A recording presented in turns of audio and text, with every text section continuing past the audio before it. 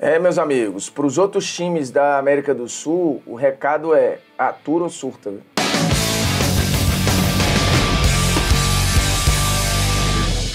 Fala moçada, beleza? Polêmicas Vazias na área, convidando você a fazer o que você quiser, beleza? Se quiser se inscrever, se inscreve, dá o like, dá. Quiser dar dislike também não tem problema, comentar ou não, pra mim tanto faz. O negócio é pelo menos ver o vídeo que já tá bom demais, porque é o seguinte, será que a Libertadores virou uma Copa do Brasil? Até quando vai o domínio brasileiro na Libertadores? Para entender o momento que a gente está vivendo, é preciso resgatar um pouco da história e mostrar que a Libertadores mudou muito até que a gente chegasse nesse ponto. E é um ponto de casamento entre uma competição maior e melhor organizada, ou seja, que procura premiar e ser mais justa, de fato, com os melhores times, já que você alargou a competição, espalhou ela ao longo do ano e da temporada, ou seja, um melhor planejamento, mais investimento, melhores elencos vão dar mais resultados. E isso tem casado também com um processo que já vem desde 2003 com o futebol brasileiro, organizando o seu calendário, também espaçando o seu calendário. Ainda falta muito, é verdade, mas estamos melhores do que éramos nos anos 90 ou nos anos 80, em termos de organização, e casa com o período em que a moeda brasileira, o real, está muito mais valorizado do que todas as outras moedas da América do Sul. Para você ter uma ideia, o peso argentino, por exemplo, de um ano para cá, perdeu valor em relação ao real em quase 30%, né? A gente está falando da casa aí dos 26%. E aí você vai pegar o peso colombiano, caiu 11%. O peso chileno também está na casa dos 11%. A moeda que, em comparação ao real, menos se desvalorizou foi a moeda uruguaia, que caiu ali em mais ou menos 2%. Mas, no geral, o Brasil tem um poderio financeiro maior, mais volume de dinheiro, mais patrocinadores, mais cota de TV, tudo mais, porque somos a economia mais forte e mais rica da América do Sul. E aí você soma isso, uma moeda que ainda vale mais. Então é tudo multiplicado. Outro detalhe, o Brasil, todo mundo ficou em crise aí recentemente, o Brasil deu em termos em relação ao dólar recentemente, a moeda real foi a que mais se valorizou em relação ao dólar, comparada às outras, todo mundo teve um certo ganho. Mas o Brasil teve mais ganho que as outras. Então até para contratações de fora, até para pagar em dólar, porque muitos contratos desses com técnicos estrangeiros, com jogador que vem de fora, tem como base o dólar, também o Brasil vai levar vantagem. Então você casa esses dois cenários e começa a entender que financeiramente a coisa está completamente descolada. Mas vamos resgatar a história para entender ainda mais. Nos anos 60, durante um bom tempo, só o campeão ia para a Libertadores. Ponto. Era o campeão de cada país, era como era também a Liga dos Campeões da Europa. Aí em 1966 resolveram mudar e colocar também o vice-campeão de cada país lá. Foi a primeira vez que o Brasil observou e falou, não quero participar porque descaracteriza a competição. E aí o Brasil não inscreveu time nenhum. E aí beleza, você tinha um momento ali de arbitragens complicadas,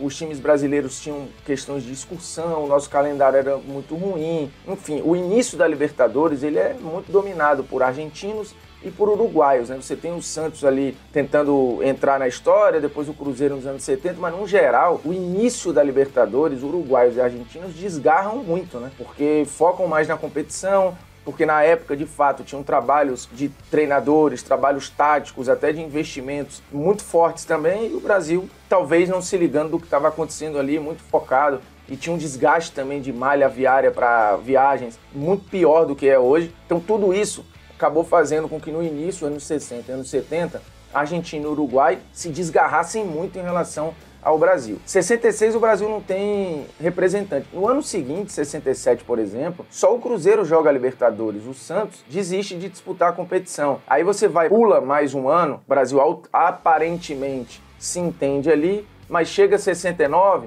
tem outra discussão.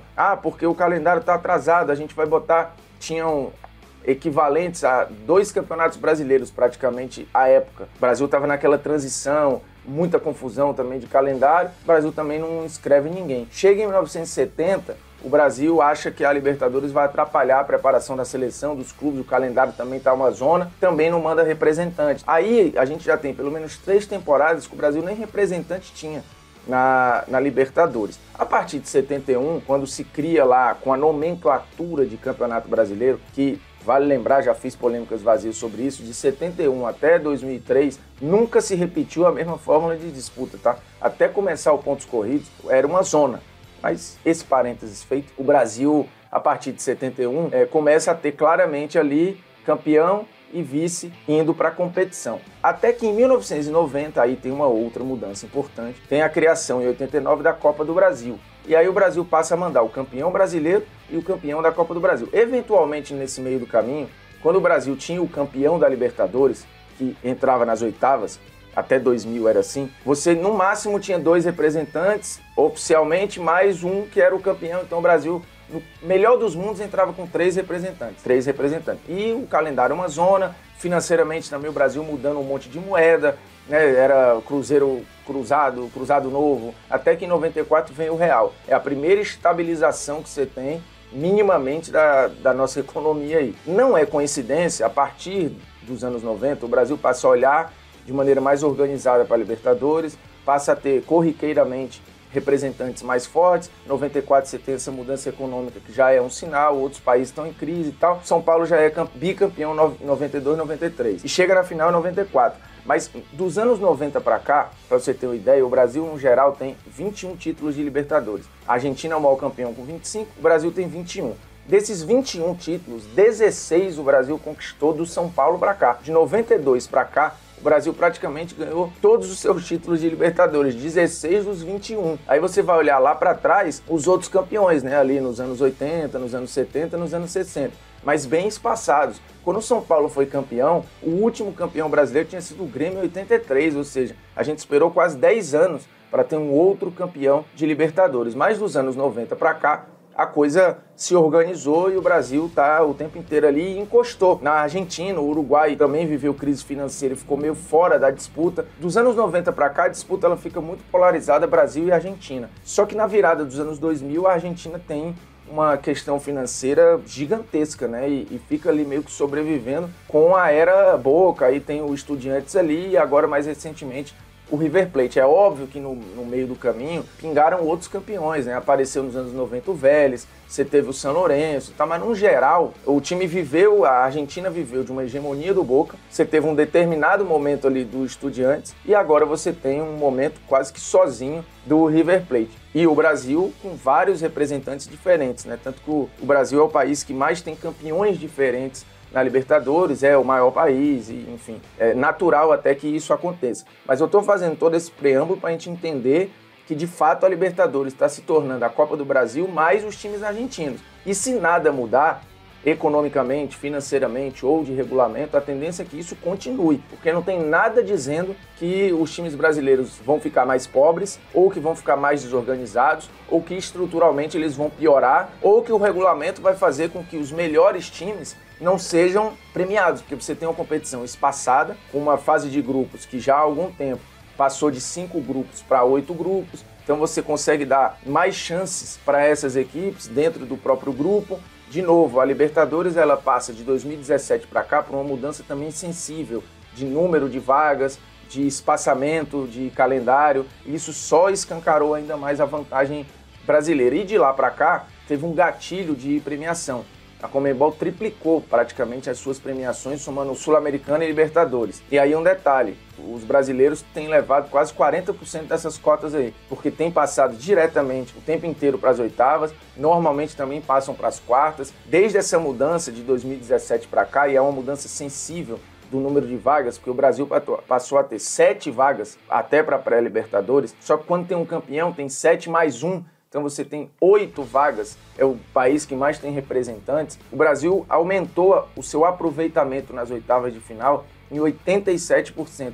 Ou seja, os brasileiros que chegam nas oitavas normalmente têm passado para as quartas, e das quartas para a semi, o Brasil também triplicou o seu aproveitamento. Ou seja, tem sido muito comum e constante ver brasileiros na semifinal no mínimo. E inclusive já tivemos 2 finais seguidas de times brasileiros. Outro detalhe, durante um bom tempo nos anos 90, a Conmebol ela distribuía e fazia um sorteio dirigido eram menos times, menos representantes de cada país, e já no grupo ficavam times de no máximo 2 países. Vamos lá, um grupo tinha times do Brasil, time do México. Ou então times do Brasil, time da Bolívia. Então só aí você já tinha a chance de eliminar um brasileiro, às vezes então só ia um para o mata-mata, às vezes no melhor dos mundos passavam os 2, mas assim, não era algo tão comum. Então você tinha uma fórmula ali que já tentava limar e fazer um limpa. E hoje é meio que impossível isso, né? Porque são tantos representantes e bons representantes que já não dá para você dirigir. A coisa tá no campo, né? E aí você tem times mais ricos, elencos mais fortes. Dos 10 elencos mais caros da Libertadores, 6 são brasileiros dessa edição de 2022. Os 2 mais caros são Flamengo e Palmeiras. Aí depois você tem o River. Aí você já começa a ter o Boca ali, depois é só brasileiro. Aí vai ter Red Bull, vai ter Corinthians, enfim, vai ter todo mundo, Atlético. No final das contas, a gente tá falando de dinheiro, mais organização, mais competitividade e mais estrutura, porque de 14 para cá, os clubes passaram a ter CTs melhores, os estádios, muito por conta da Copa do Mundo, você teve uma distribuição e reformulação de estádios, o que estimulou também até quem não tinha estádio a fazer os seus, ou reformar os seus. Então de 14 para cá, você vai ter o Inter com estádio novo, o Grêmio com estádio novo, o Palmeiras com estádio novo, você tem um novo Maracanã, aí você vai ter o Corinthians, já foi citado, os clubes passaram a ter um investimento muito maior na produção dos seus estádios, ou estádios novos, ou estádios reformados. Isso também foi para os CTs. Medicina esportiva no Brasil também é superior às outras, então você tem a recuperação dos atletas mais rápido, e aí entrou a questão dos treinadores, que o Brasil passou a começar a importar os técnicos até da própria América do Sul ou da Europa. Então o Brasil está na frente de contratação, está na frente dos treinadores, está na frente da parte estrutural, está na frente na parte financeira, está na frente na parte de formação, e a gente tem visto também o resultado nas seleções de base. Então nada leva a crer que a gente vai ter uma mudança disso. Então sim, o domínio brasileiro deve continuar por um tempo, a não ser que a Conmebol tome uma providência e mude algo no regulamento. Do jeito que está desenhado hoje, como a Libertadores, que acaba sendo mais justa, porque espaçou. Quanto mais tempo ela dura no calendário, mais eu exijo de elenco, mais eu exijo de peças. E quem tem as melhores peças e os melhores elencos levam vantagem. Futebol brasileiro. Só tem de fato a Argentina para competir, a não ser que esporadicamente apareça aí um Atlético Nacional, como já apareceu, aí vai aparecer um trabalho aqui no Uruguai mais ou menos, algo no Paraguai, um negocinho no Chile ali, mas tem que ser um fenômeno fora da curva. No geral, é muito difícil. Então se acostumem, ou atura, ou surta, ou muda, porque do jeito que tá, assim, o Brasil vai inclusive daqui a pouco pegar a Argentina, porque de novo, estão 25 títulos para a Argentina, 21 para o Brasil, mas se a gente for pegar a proporção nos últimos anos, se quiser pegar só de 2000 para cá, que a mudança ela é mais clara ainda, o Brasil conseguiu quase metade dos seus títulos só de 2000 para cá. Se a gente for continuar nessa proporção que tem sido quase que geométrica, eu diria que ainda nessa década tem uma grande chance do Brasil pelo menos empatar com a Argentina, se bobear virar. E aí o Brasil vai virar a grande força do futebol sul-americano também na Libertadores, né? A gente viu isso acontecer, por exemplo, na Copa América. Quando a Copa América ela aconteceu mais vezes, o Brasil passou a olhar com mais carinho para a Copa América, o Brasil foi achatando a distância para Uruguai e Argentina. Acho que isso vai acontecer, já está acontecendo na Libertadores.